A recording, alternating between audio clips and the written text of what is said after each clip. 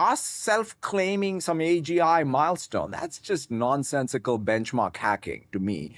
The real benchmark is the world growing Right. at 10%. The world economy is 100 trillion or something. If the world grew at 10%, that's like extra 10 trillion in value produced every single year. If that is the case, it seems like 80 billion is a lot of money. Shouldn't you be doing like 800 billion? If you really think in a couple of years we could be really growing the world economy at this rate, and the key bottleneck would be, do you have the compute necessary to deploy these AIs to do all this work? The classic supply side is, oh, let me build it and they'll come, right? I mean, that's an argument. And, you know, after all, we've done that. We've taken enough risk to go do it.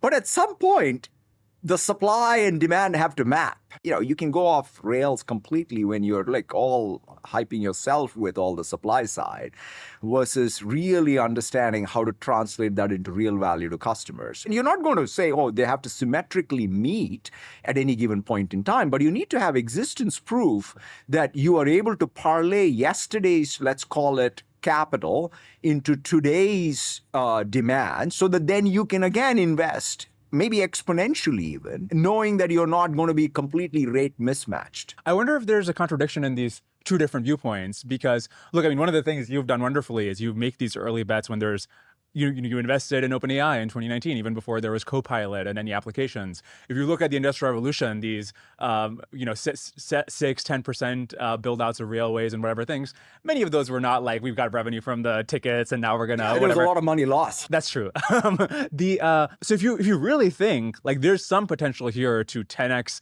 or 5x the growth rate of the world, shouldn't you just like let's go crazy, let's do the hundreds of billions of dollars of compute? It's not about building compute. It's about building compute that can actually help me not only train the next big model, but also serve the next big model.